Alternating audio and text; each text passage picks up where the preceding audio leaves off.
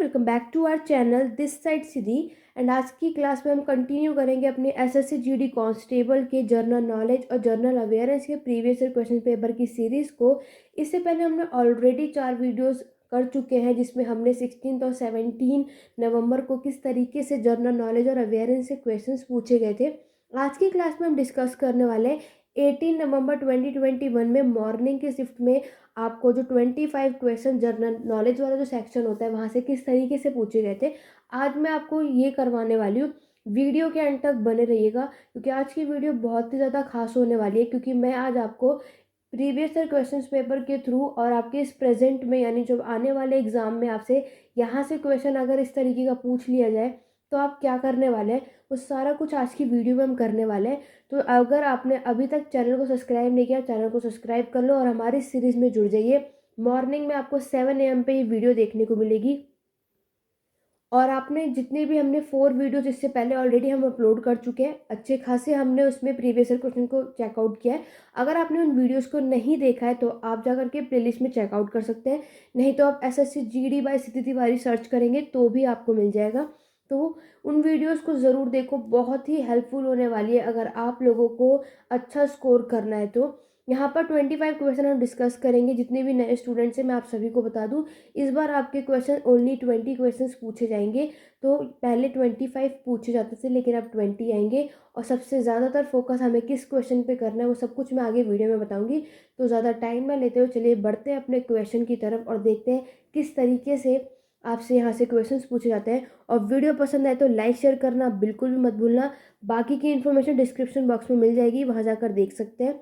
ये रहा आपके सामने आपका पहला क्वेश्चन। मैं आप सभी से यही सजेस्ट करूंगी, मेरे क्वेश्चन रीड अप करने तक आपको मेरे क्वेश्चन का आंसर कमेंट बॉक्स में बताना है। इससे आप लोगों की प्रैक्टिस भी हो जाएगी और आप ये देख पाओगे कि आपने जितना अच्छा खासा पढ़ा है, आपको अच्छा खासा यहाँ से नॉलेज है, पढ़ पा रहे हो, कर पा रहे हो या नहीं। अगर कहीं भी कोई प्रॉब्लम आएगी तो आप उसको जाके पढ़ सकते हो, सॉल्व कर सकते हो। चलिए, ये रहा पहला क्वेश्चन आपके सभी के सामने। इंग्लिश और हिंदी मीडियम दोनों में, किसी को कोई भी प्रॉब्लम नहीं आने वाली है।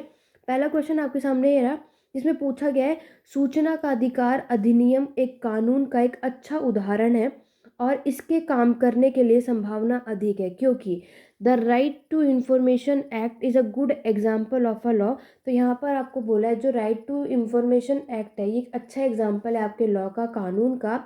And it has more chances of working because, और आपके क्या है इसके काम करने की संभावना ज़्यादा हो जाती है क्योंकि, बिकॉज वो आपसे पूछा गया है क्यों। आपके ऑप्शंस दिए, it is penalties on fraud, ये धोखाधड़ी पर दंड को कम करता है। सेकंड ऑप्शन है it act as enemy of democracy, या फिर एक लोकतंत्र के दुश्मन के रूप में ये काम करता है।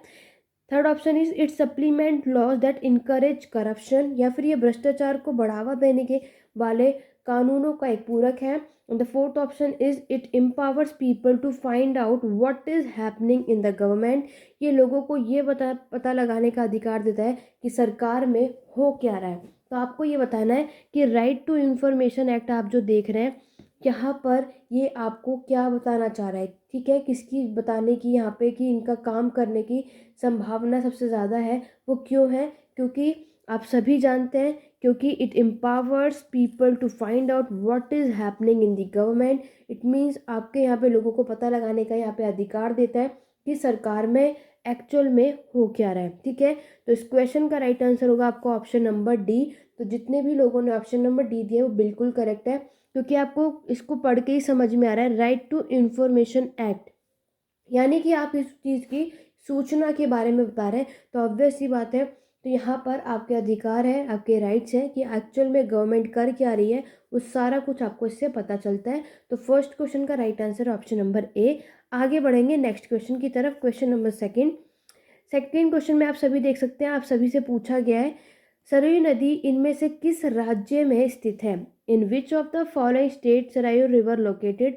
अगर आप लोगों ने प्रीवियस ईयर क्वेश्चन पेपर अच्छा खासा एनालाइज किया तो याद होगा, मैंने आपको 16 नवंबर में जो ये आपको क्वेश्चन पेपर सॉल्व कराया था उसमें भी ये क्वेश्चन पूछा गया था सरायू रिवर के ऊपर। तो इससे रिलेटेड आप चीज़ें पढ़ के ज़रूर जाइएगा।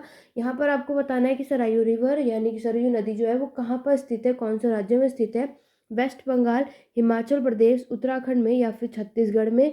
ये आप यहाँ मैप देख सकते हैं, ठीक है। कि मैप आपके पास ये रहा और ये रहा आपका अयोध्या, यहाँ पर आपको ये दिखेगा। अब आपको बताना है कि जल्दी से, वैसे तो मैक्सिमम आप सभी को ये पता भी होगा, नो डाउट, तो किसी का गलत नहीं होना चाहिए। कमेंट बॉक्स में बताओ कि क्वेश्चन नंबर सेकंड का आंसर क्या है, ए बी सी या डी। आपको इस तरीके से बताना है, मैं आप लोगों को टाइम भी दे रही हूँ, ठीक है। तो जल्दी से कमेंट करके बताओ कि ये रिवर कहाँ पे लोकेटेड है, बिना गलत करे। वैसे आशा करती हूँ कि आप में से कोई भी इसको गलत नहीं करने वाला है। तो यस, आप सभी ने बिल्कुल सही बताया, ये आपका है उत्तराखंड में, ठीक है। तो सेकंड क्वेश्चन का राइट आंसर है ऑप्शन नंबर सी। तो आप लोगों ने, जितने भी लोगों ने ऑप्शन नंबर सी बताया वो बिल्कुल सही है। अगर हम इसकी एक्सप्लेनेशन की बात करते हैं, नेक्स्ट स्लाइड पर चलते हैं। यहाँ पर आप देख सकते हो कि यहाँ पर आपको बताया गया है कि सरायू एक river that originate at a ridge south of Nandkot mountain, Bageshwar district है आपके उत्तराखंड इंडिया में, ठीक है। तो ओवरऑल कभी कभी लाइक, वैसे तो एसएससी में इतना वैसे नहीं पूछेगा, लेकिन अगर आपसे कि कोई और एग्जाम में डिस्ट्रिक्ट भी पूछ लिया जाए तो याद रखना, सरायू एक नदी जो आपके उत्तराखंड में बागेश्वर जिले, कौन सा जिला है आपका, बागेश्वर जिले में नंदाकोट पर्वत के दक्षिण में एक रिज से निकलती है। और ये आपके भारत नेपाल सीमा यानी कि इंडिया नेपाल बॉर्डर पर पंचेश्वर में शारदा नदी के गिरने से पहले ये कपकोट, बागेश्वर और सेराघाट कस्बों से होकर बहती है। तो इन फ्यूचर आपसे ये पूछ लिया जाए कि ये पहले कौन कौन से जगह से होकर फ्लो करती है, तो कपकोट, बागेश्वर, सेराघाट टाउन, यहाँ से ये होकर निकलती है। ये भी याद रखना, क्योंकि क्वेश्चन आपसे कभी भी कहीं भी पूछ लिया जा सकता है। मैं जूम करके आपको मैप दिखाने की कोशिश ज़रूर कर सकती हूँ। ये अयोध्या आपने देखा है, ये रहा आपका, ठीक है। इस तरीके से ही आपको उत्तराखंड में ये रिवर देखने को मिलती है।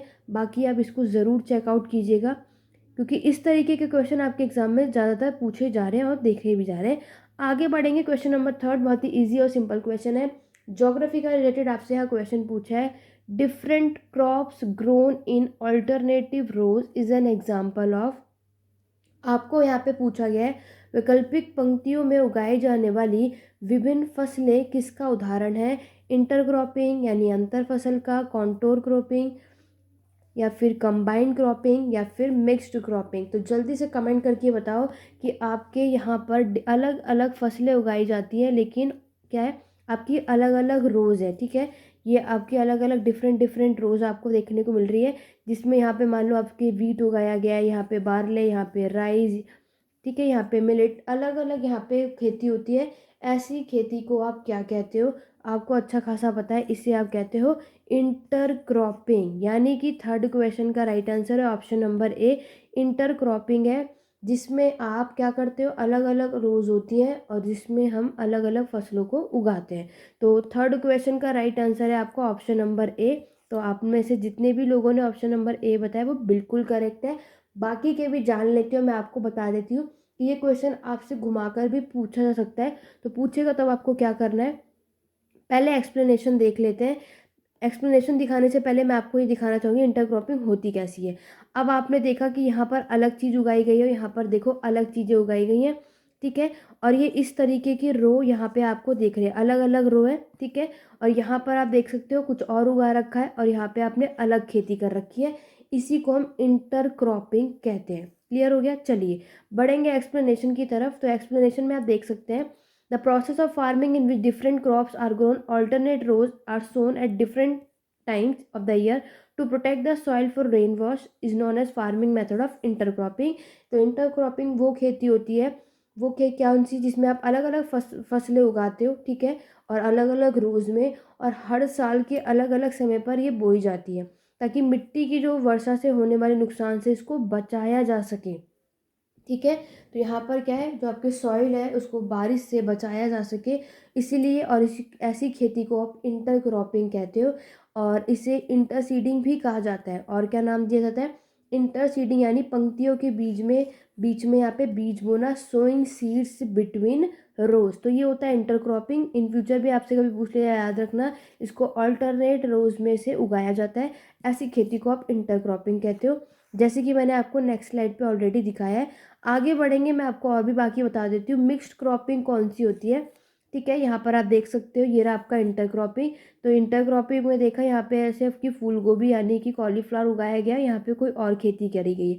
मिक्स्ड में क्या है, मतलब एक रो में है तो यहाँ पे पूरा आपका कॉलीफ्लावर रहेगा, तो दूसरे में होगा तो वो पूरा सेम होगा। लाइक यहाँ पे बीट हो रहा है और यहाँ पे कोई आपने वेजिटेबल उगाया है। इसमें क्या है, मिक्सड है, कहीं भी कुछ भी उगा रखा आप में देख सकते हो। इसको हम पढ़ते हैं when two or more crops are grown on the same land। क्या है, अब जब आपने एक भूमि में दो या दो से अधिक फसल एक साथ उगाई जाती हैं, यहाँ पर क्या है, आप एक साथ दो से ज़्यादा यहाँ पे खेतों में अपने चीज़ों को उगाते हो, इसे मिश्रित फसल कहते हैं। ठीक है, यहाँ पर आप एक साथ क्या, एक साथ दो या दो से ज़्यादा, ये यहाँ तो आप सिर्फ दो देख रहे हो, हर रो में ऐसा रहेगा, लेकिन आप एक साथ यहाँ पे दो से ज़्यादा फसलों को उगाते हो। जैसे कि एग्जाम्पल दिया गया है, आप यहाँ देख सकते हो, एक ही भूमि पर एक ही समय में गेहूँ और चना उगाना मिश्रित फसल है। यह वैध फसलों में से एक विफलता का जोखिम को कम करता है और असामान्य मौसम की स्थिति के कारण फसल की विफलता के खिलाफ बीमा करता है।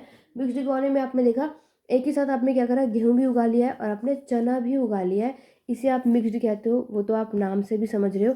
आगे बढ़ेंगे, कॉन्टोर भी आपके ऑप्शन में है। कॉन्टोर फार्मिंग आप देख सकते हो, कुछ इस तरीके के होता है। कॉन्टोर खेती एक प्रकार की खेती है जो भूमि की परत का पालन करके मिट्टी का संरक्षण करती है और पानी के ब्रेक का निर्माण करती है, जो मिट्टी के कटाव को रोकती है।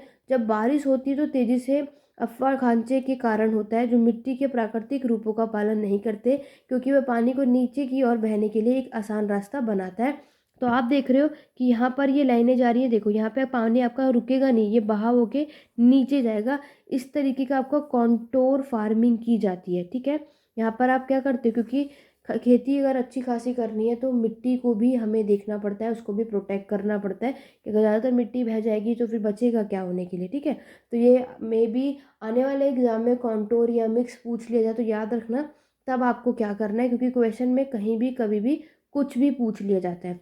चलिए आगे बढ़ेंगे, question number 4 very important, current affair से क्वेश्चन पूछा गया। करंट अफेयर से क्वेश्चन है, अगर इस बार यहाँ से क्वेश्चन क्या पूछा जाता है वो भी मैं आपको बताने वाली हूँ। यहाँ पर आपसे पूछा है, what was the rank of India in the final medals tally of Commonwealth game 2018। तो 2018 में आपसे पूछा जो कॉमनवेल्थ गेम की जो अंतिम पदक तालिका में भारत का कौन सा रैंक है, ये पूछा है। तीसरा था, चौथा, पांचवा या फिर दूसरा। तो याद रखना 2018 में इंडिया का जो कॉमनवेल्थ गेम हुआ था उसमें जो टैली निकाला गया, तो इंडिया उसमें कौन से नंबर पे थी, तीसरे नंबर पे थी। ठीक है, तो यहाँ पे फोर्थ का क्वेश्चन का राइट आंसर है ऑप्शन नंबर ए। तो आगे बढ़ते हैं, इसकी एक्सप्लेनेशन की बात करते हैं, बहुत ध्यान से समझना। The rank of India in the final tally of Commonwealth 2018 में तीसरी पोजीशन थी। कॉमनवेल्थ 2018 में जो है हुआ था, ये कहाँ पर हुआ था, आपका क्वींस आइलैंड आपके ऑस्ट्रेलिया में हुआ था। अब बात करते हैं, अगर आप लोगों से ये वाला बॉक्स इंपॉर्टेंट है क्योंकि ये प्रेजेंट का है, अगर आपके एग्जाम में आ जाए तब आपको क्या करना है। ठीक, देखो अगर हम बात करें कॉमनवेल्थ जो 2022 में आप देख रहे हो, ये पहले कैंपेन आपको कहाँ देखने को मिलता है, ये आपके बर्मिंघम में अपने राष्ट्रमंडल खेल 2022 अभियान पूरा किया है। भारत ने समग्र राष्ट्रमंडल खेलों 2022 की पदक तालिका में कितने पदक जीते हैं, 61 मेडल जीते हैं।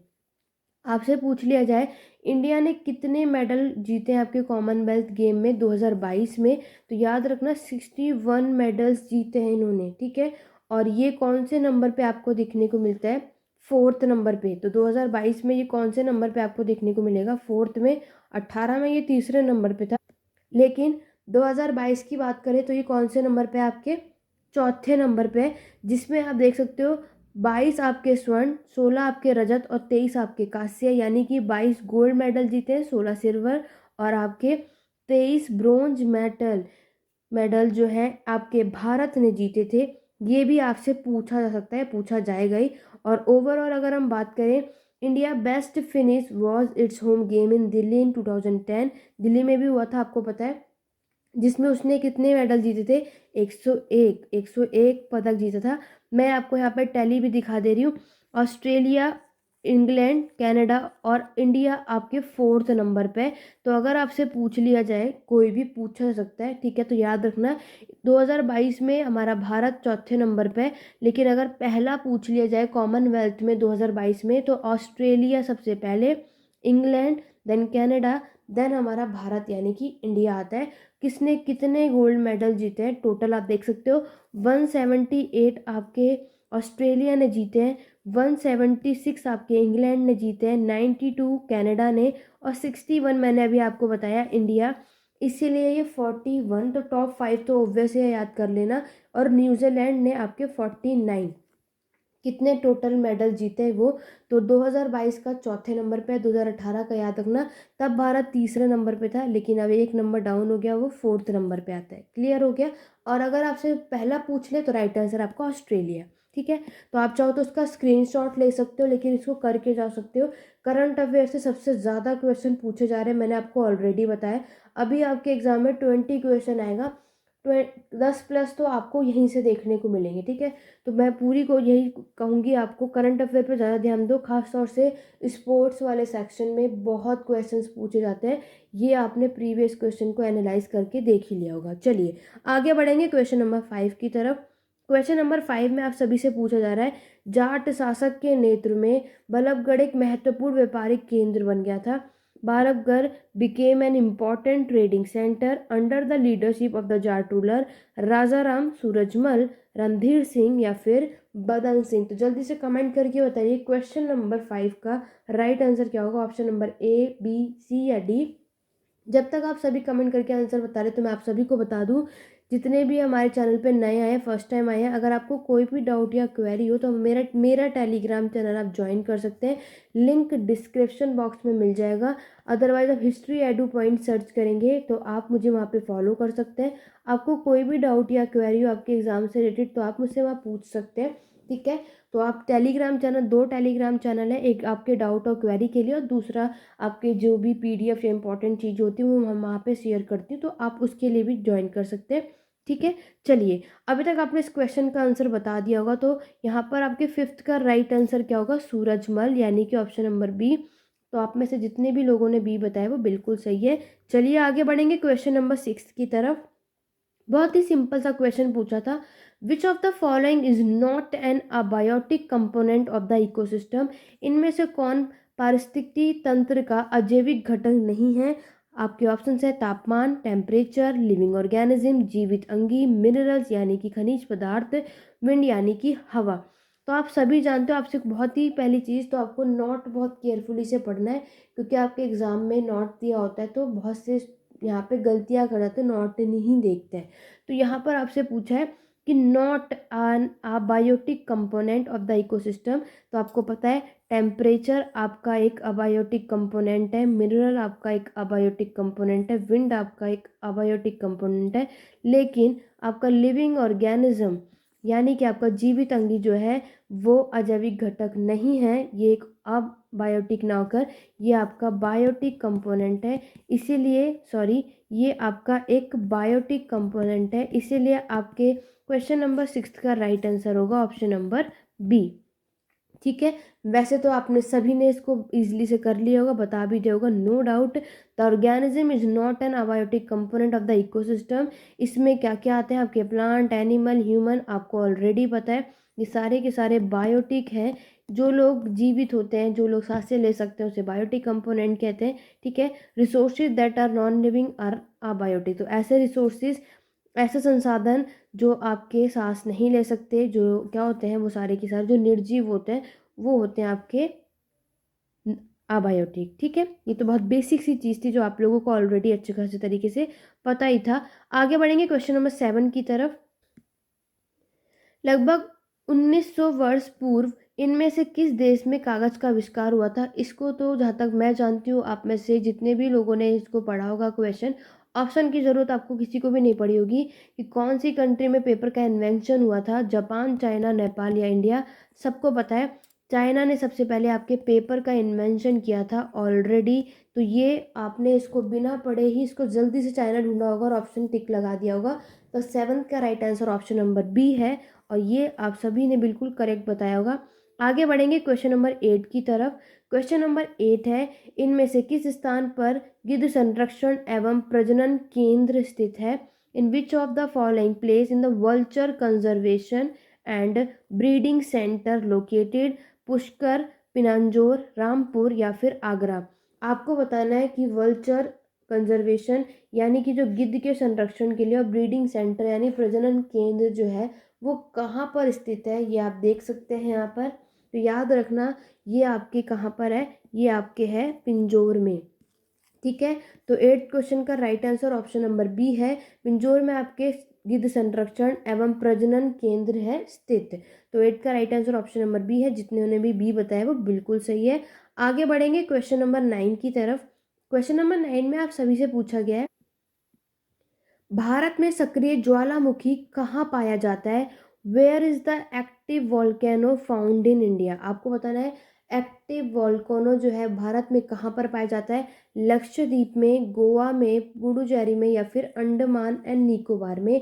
तो जल्दी से कमेंट करके बताइए भारत में सक्रिय ज्वालामुखी कहाँ पर पाया जाता है। तो याद रखना ये आपके अंडमान एंड निकोबार में पाया जाता है। ठीक है, तो 9th क्वेश्चन का राइट आंसर क्या होगा आपका? Option number D. बढ़ेंगे इसकी एक्सप्लेनेशन की तरफ। तो यहाँ पे आप देख सकते हैं बैरेन द्वीप अंडमान सागर में स्थित एक द्वीप है। ये दक्षिण एशिया में एकमात्र पृष्ठीकृत सक्रिय ज्वालामुखी है। ठीक है, बैरन आइलैंड में ये आपका कहाँ है? अंडमान सी पर लोकेटेड है। सिर्फ ये वॉल्केनो आपके कहाँ पर हमें देखने को मिलता है? एक्टिव वॉल्केनो है साउथ एशिया में। नेक्स्ट अगर हम बात करेंगे, आपका बैरन आइलैंड हाउस जो है ये एकमात्र सक्रिय ज्वालामुखी है। अगर आपसे नाम पूछ लिया जाए तो याद रखना बैरन आइलैंड, ये भी पूछ लिया जा सकता है। लेकिन अभी आपसे यहाँ पे कंट्री पूछी थी तो इसलिए अंडमान एंड निकोबार इसका राइट आंसर है। क्लियर हो गया? चलिए आगे बढ़ेंगे क्वेश्चन नंबर 10 की तरफ। क्वेश्चन नंबर 10 है, इनमें से कौन सा भारतीय संविधान में प्रकृति में गैर न्यायिक है? Which of the following is non justiciable in nature in Indian constitution? तो आपको बताना है कि भारतीय संविधान में प्रकृति के गैर न्यायिक यहाँ पर क्या चीज़ देखने को मिलती है? Equality of law and equal protection of law, कानून की समानता और कानून की समान सुरक्षा। Next is protection with respect to convention of offence, अपराधों की सजा के संबंध में संरक्षण, equal justice and free legal, समान न्याय और मुक्ति कानून। और आपके नेक्स्ट है freedom to manage religious affair, धार्मिक मामलों के प्रबंधन की स्वतंत्रता। तो यहाँ पर आपको जल्दी से कमेंट करके बताओ, पॉलिटी का क्वेश्चन है। पॉलिटी के तो 2-3 से क्वेश्चन तो मैक्सिमम देखने को मिलते हैं, पूछे भी जाते हैं। तो यहाँ पर ये वापस आपसे इंडियन कॉन्स्टिट्यूशन, भारत के संविधान से क्वेश्चन पूछा गया है। तो याद रखना आपके non justiciable in nature Indian constitution इनमें से कौन है? तो वो है आपका समान न्याय और मुफ्त कानूनी, यानी equal justice and free legal. Question number 10 का राइट आंसर है। ठीक है, चलिए आगे बढ़ेंगे क्वेश्चन नंबर 11 की तरफ। क्वेश्चन नंबर 11 में आप सभी से पूछा गया है, महिलाओं के लिए विशेष जागरूकता अभियान मिशन शक्ति, ये आप सभी ने सुना है, अक्टूबर 2020 में किस राज्य में शुरू किया गया था? In which state was the special awareness campaign for women? Mission Shakti launch हुआ था अक्टूबर 2020 में। ये कहाँ पर शुरू हुआ? बिहार में, मध्य प्रदेश में, उत्तर प्रदेश में या फिर पंजाब में? तो मिशन शक्ति की अगर हम बात करें, ये अक्टूबर 2020 में आपके स्टार्ट हुआ था। कहाँ पर? उत्तर प्रदेश में। ठीक है, कहाँ पर? उत्तर प्रदेश में ये स्टार्ट हुआ था, जिसको आपके योगी जी ने स्टार्ट किया था। अच्छे खासे तरीके से आप जानते हो। बात करते हैं इसकी एक्सप्लेनेशन की। आप देख सकते हो बलरामपुर उत्तर प्रदेश में मुख्यमंत्री योगी आदित्यनाथ ने शनिवार को कहा था कि महिलाओं के खिलाफ अपराधों के दोषियों को तेजी से दंडित किया जाएगा, क्योंकि राज्य भर में 1535 पुलिस स्टेशन यानी 1535 पुलिस स्टेशन में अब महिलाएं शिकायतकर्ताओं के लिए एक अलग कमरा होगा। ये चीज़ यहाँ पर आपने देखने को मिलता है। तो आदित्यनाथ ने आपके उत्तर प्रदेश में महिला सुरक्षा के लिए मिशन शक्ति कार्यक्रम की शुरुआत की थी। अगर ये भी पूछ लिया जाता है यहाँ पे नाम, तो याद रखना कौन थे वो? आदित्यनाथ थे आपके। ठीक है, योगी आदित्यनाथ की शुरुआत करते हुए। और यहाँ पर इन्होंने कहाँ पे किया था? ये उत्तर प्रदेश में। आप जानते हो यहाँ के सीएम है। चलिए आगे बढ़ेंगे क्वेश्चन नंबर 12 की तरफ। वीडियो पसंद आ रही है तो वीडियो को लाइक शेयर करना मत भूलना। कमेंट करके बताओ ये क्लास आपको कैसी लग रही है, चीज़ें आपको समझ आ रही है या नहीं आ रही है। इसी तरीके से हमारी ये सीरीज़ चलती रहेगी, तो हमारे साथ बने रहिएगा और सपोर्ट करते रहो और कमेंट भी साथ ही साथ करते रहो। सारे ये नहीं कि आप आए और वीडियो देखकर चले गए, पूरी कोशिश किया करो अच्छा खासा यहाँ पे पार्टिसिपेट किया करो। चाहे आप यहाँ पे लाइव क्लास देख रहे हो या फिर ऑफलाइन देख रहे हो, लेकिन आप लोगों का रिस्पॉन्स अच्छा रहे तो हमें भी अच्छा लगेगा। क्योंकि हम ये आप ही के लिए इतनी मेहनत करते हैं और आप ही के सारी चीज़ें क्लियर हो, आपको कहीं भी कोई भी प्रॉब्लम आए आप पूछ भी सकते हैं, ठीक है, कि आपको ये चीज़ क्लियर नहीं है, हम इसको क्लियर भी करेंगे, लेकिन पार्टिसिपेट आप सभी किया करो। चलिए, क्वेश्चन नंबर 12 है, जब अंग्रेजों ने पंजाब का विलय किया तब ब्रिटिश भारत का गवर्नर जनरल कौन था? Who was the Governor General of British India when the annexation of Punjab was carried out by the Britishers? आपके ऑप्शन है Lord Canning, Lord Dalhousie, Lord Hardinge या फिर लॉर्ड एलनबरो। तो जल्दी से कमेंट करके बताओ, ये भी बहुत इजी है, आप लोगों ने हिस्ट्री में मॉडर्न हिस्ट्री बहुत अच्छे खासे तरीके से पढ़ा हुआ है। तो अगर हम बात करेंगे जब अंग्रेजों ने पंजाब का विलय किया था तो ब्रिटिश सरकार का कौन सा गवर्नर जनरल था? उस समय थे लॉर्ड डलहौजी। कौन थे? लॉर्ड डलहौजी। तो 12th का राइट आंसर होगा आपका ऑप्शन नंबर बी। बढ़ेंगे एक्सप्लेनेशन की तरफ तो देख सकते हो पंजाब का पूर्ण विलय द्वितीय एंग्लो सिख युद्ध में, यानी कि सेकंड आपका जो एंग्लो सिख वॉर हुआ था, इसके बाद जिसमें सिख अंग्रेजों यहाँ पर हार गए थे। और आपके इस वॉर के दौरान क्या हुआ था, सिखों ने लाहौर की संधि पर हस्ताक्षर किया था। याद रखना, अगर ये भी क्वेश्चन पूछ लिया जाए कि आपके सेकेंड एंग्लो सिख वॉर के दौरान कौन सी संधि या कौन सी ट्रिटी साइन की गई थी, तो ट्रिटी ऑफ लाहौर है। कौन सी संधि है? आपकी लाहौर की संधि को साइन किया गया था। ये भी पूछा जाता है, ठीक है, पूछा जा भी सकता है, क्वेश्चन को घुमाकर पूछ सकते हैं, तो ये भी चीज़ें आपको पता होना चाहिए। यहाँ पर जिसमें उन्होंने पंजाब को आत्मसमर्पण करना पड़ा, लॉर्ड डलहौजी के आदेश पर पंजाब का विलय किया गया था। जो ये एनेक्सेशन हुआ था पंजाब का, किसके ऑर्डर पे हुआ था? लॉर्ड डलहौजी के कहने पर। क्लियर? चलिए, बढ़ेंगे क्वेश्चन नंबर 13 की तरफ। क्वेश्चन नंबर 13 है, केलकर समिति 2015 में किससे संबंधित है? The Kelkar committee 2015 is related to the calculation of GDP, fixation of poverty line, merger of banks या PP model if infrastructure development. तो आपका केलकर समिति 2015 जो है वो किससे रिलेटेड था? आपके PP model if infrastructure development. 13 का right answer option number D था। बात करेंगे तो नेक्स्ट स्लाइड पर आप देख सकते हो, भारत में पीपी का मूल्यांकन करने के लिए केलकर समिति भारत में मौजूदा सार्वजनिक निजी भागीदार मॉडल का अध्ययन किया गया था, ठीक है, और इसको हेड करने वाले विजय केलकर थे। अगर आपसे ये पूछ लिया जाता कि इसको हेड करने वाला कौन थे, इसकी अध्यक्षता किसने की थी, तो राइट आंसर होता विजय केलकर, ठीक है। चलिए आगे बढ़ेंगे क्वेश्चन नंबर 14 की तरफ। क्वेश्चन नंबर 14 में आप सभी से पूछा गया है, पब्लिक अफेयरेंस इंडेक्स जो है 2020 के अनुसार इनमें से किसे केंद्र शासित प्रदेशों की श्रेणी में सर्वश्रेष्ठ शासित केंद्र के रूप में समायोजित किया गया था? According to the public affairs index 2020, which among the following has been adjusted the best governed union territories in the categories of union territories? Puducherry, Chandigarh, Ladakh या जम्मू कश्मीर? आपको बताना है कि जो पब्लिक अफेयर इंडेक्स 2020 के अकॉर्डिंगली जो है यहाँ पर कौन से जगह को, कौन से देश को प्रदेशों की श्रेणी में सर्वश्रेष्ठ शासित केंद्रीय शासित प्रदेश के रूप में यहाँ पे समायोजित किया है। तो बेस्ट गवर्नर अगर हम देखें तो वो था आपका चंडीगढ़ का। तो 14 का राइट आंसर है आपका ऑप्शन नंबर बी। यहाँ पर आप एक्सप्लेनेशन देख सकते हैं कि Chandigarh emerge the best govern union territories in the category of the UTS with 1.05 PAI point followed by Puducherry 0.52, Lakshadweep का था 0.033। तो बेस्ट आपका किसका निकला था? चंडीगढ़ का, इसीलिए राइट आंसर आपका चंडीगढ़ होगा। बढ़ेंगे क्वेश्चन नंबर 15 की तरफ। क्वेश्चन नंबर 15 है, Who among the following was adjusted the most valuable player of the tournament at the Indian Premier League? 2020 की बात है। आपको बताना है इंडियन प्रीमियर लीग 2020 में इनमें से किसे टूर्नामेंट का सबसे मूल्यवान खिलाड़ी के रूप में समायोजित किया गया था?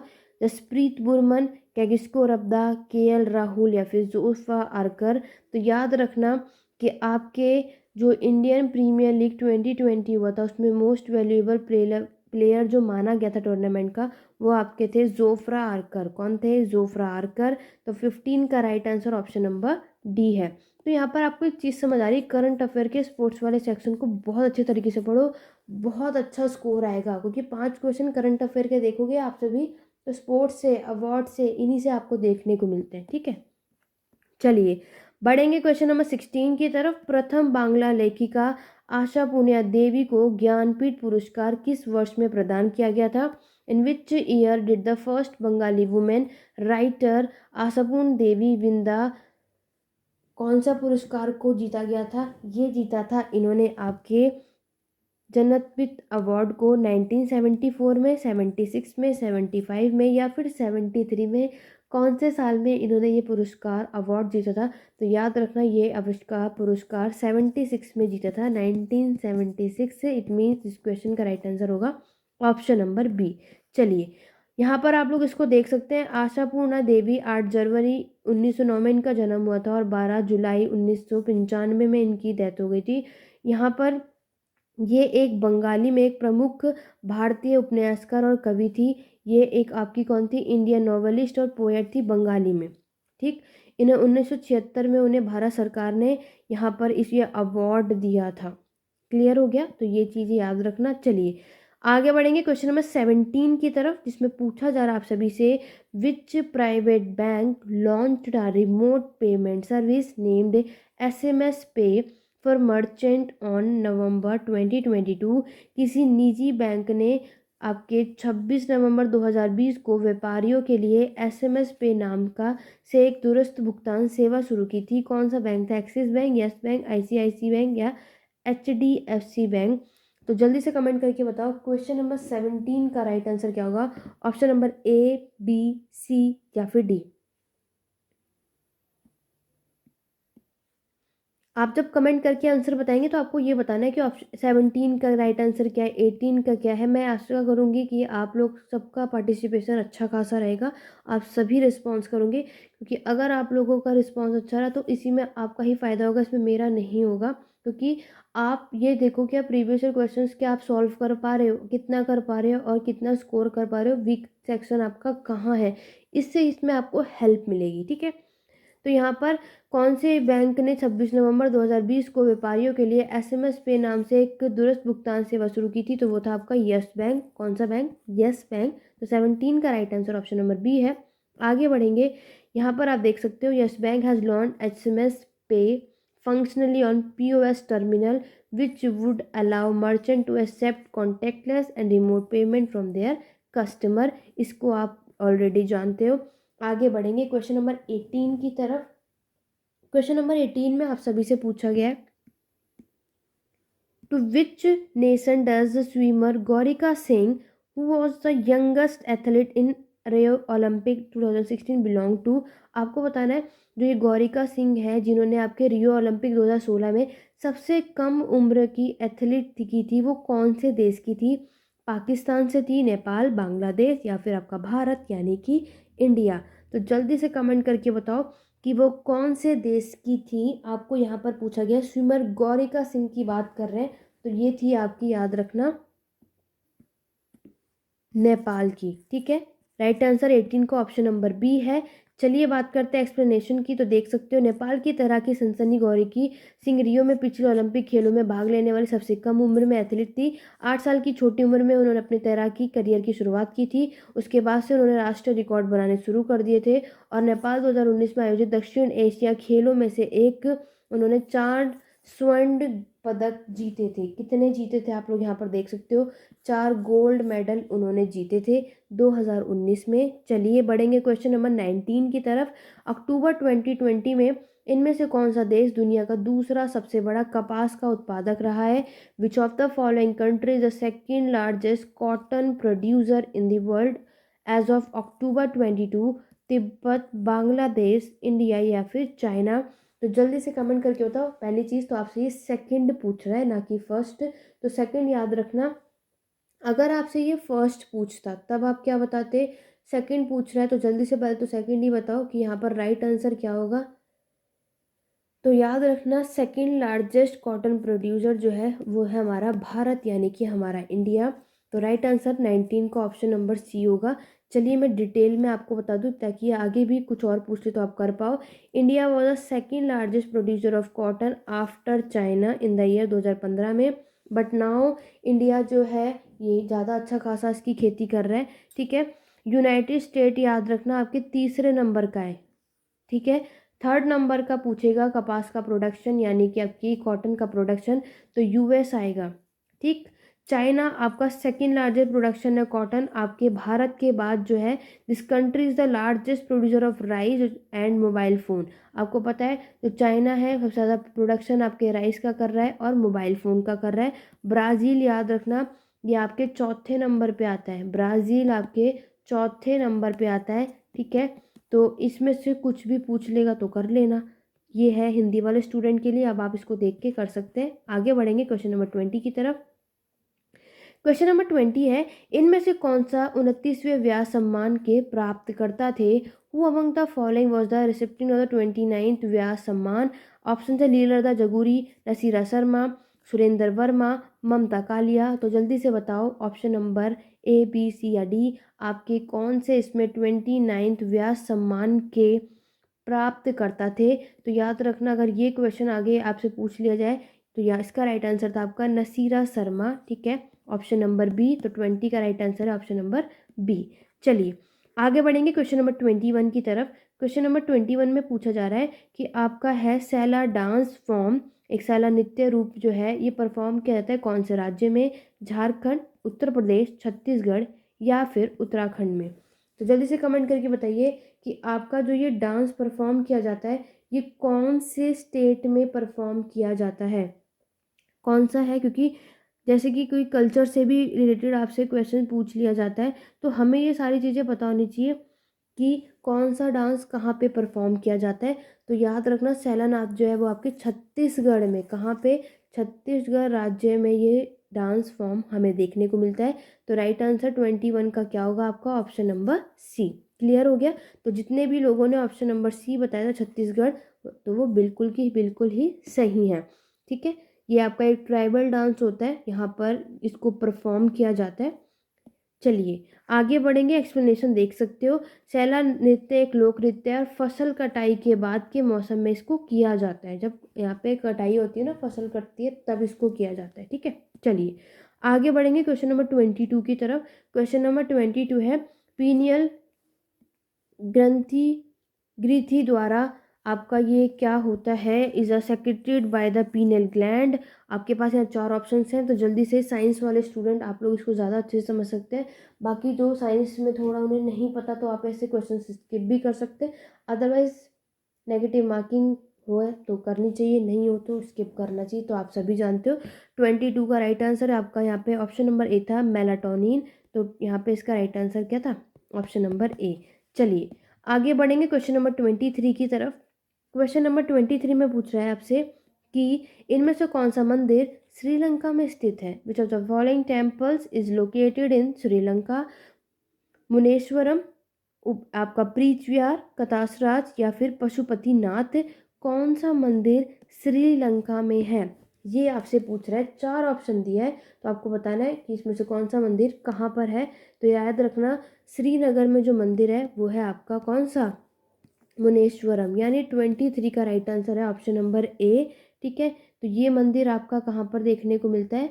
ये आपको मिलता है श्रीलंका में। अगर कटास राज की बात करोगे तो ये मंदिर आपको कहाँ देखने को मिलता है? पाकिस्तान में।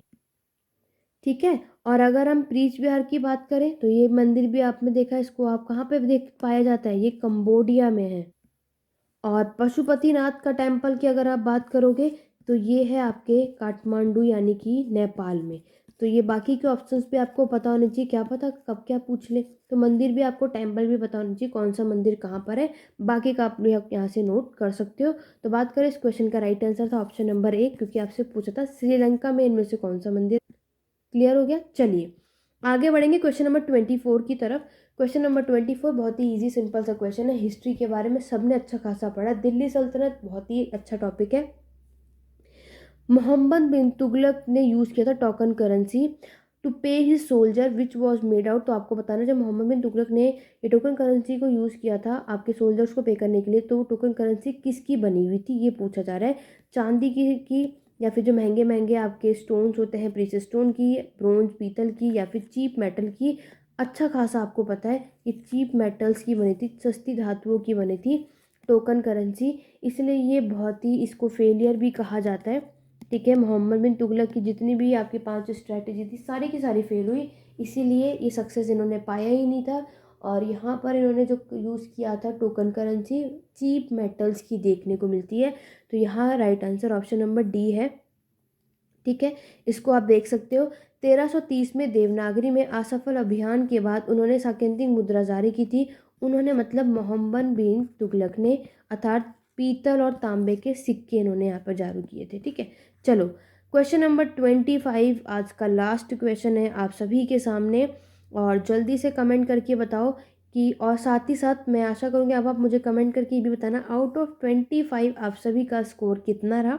ठीक है, भारतीय रिजर्व बैंक ने नवंबर 2020 में किस बैंक को अधिस्थगन के तहत रखा था? Reserve bank of India put which bank under moratorium in November 2020? SBI, State Bank of India, Bank of India, Bank of Baroda या फिर लक्ष्मी विलास बैंक। और साथ ही साथ मुझे कमेंट करके आप ये भी बता दो कि आप जनरल नॉलेज अवेयरनेस कौन से सेक्शन पे वीडियो चाहते हो, किस में पढ़ना चाहते हो। ठीक है, तो जल्दी से मुझे कमेंट करके बताओ कि आप कौन सी वीडियो नेक्स्ट आगे आप चाहते हो। प्रीवियस और सॉल्व करने के बाद जो जनरल नॉलेज अवेयरेंस है कौन से पार्ट को हम लेकर के आए जिसको आप ज़्यादा से ज़्यादा चाहते हो। तो चलिए बात करते हैं क्वेश्चन नंबर, पहले क्वेश्चन देख लो। याद रखना reserve bank of India put which bank under moratorium in November 2020? वो लक्ष्मी विलास बैंक था। 25 का right answer option number D है। तो जितने भी लोगों ने ऑप्शन नंबर डी बताया वो बिल्कुल करेक्ट है। क्लियर हो गया। एक्सप्लेनेशन आप यहाँ देख सकते हैं कि रिजर्व बैंक ने 17 नवंबर 2020 को आपके डीबीएस बैंक इंडिया लिमिटेड के साथ लक्ष्मी विलास बैंक लिमिटेड का समामेलन की मसूदा योजना की घोषणा की थी, साथ ही इससे पहले 1 महीने के स्तनगन आदेश के साथ। तो ये थे आपके 25 क्वेश्चंस जो कि आपके 18 नवंबर को पूछा गया था। आशा करती हूँ आज की वीडियो आप सभी को बहुत पसंद आई होगी। तो वीडियो को लाइक शेयर कमेंट करना मत भूलना। कोई भी डाउट, कोई भी क्वेरी हो, कोई भी इन्फॉर्मेशन लेना हो, प्रीवियस ईयर क्वेश्चंस पेपर चाहिए, ये व्हाट्सअप नंबर टेलीग्राम नंबर है, इसको ज्वाइन कीजिए, बाकी की इन्फॉर्मेशन यहाँ पे मिल जाएगी। आज की वीडियो कैसी लगी कमेंट करके ज़रूर बताइएगा, और ऐसे हमारे साथ बने रहिए वीडियो करके।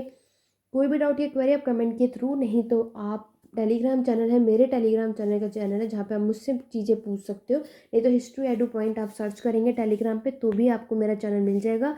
बाकी की कोई भी डाउट क्वेरी आप मुझसे पूछ सकते हैं। चैनल सब्सक्राइब नहीं किया जल्दी से कर लो, चैनल पर जुड़ जाओ और इस सीरीज़ में जुड़ जाओ, और मिलते हैं अपनी नेक्स्ट वीडियो में। आज की वीडियो में बस इतना ही। Thank you for watching.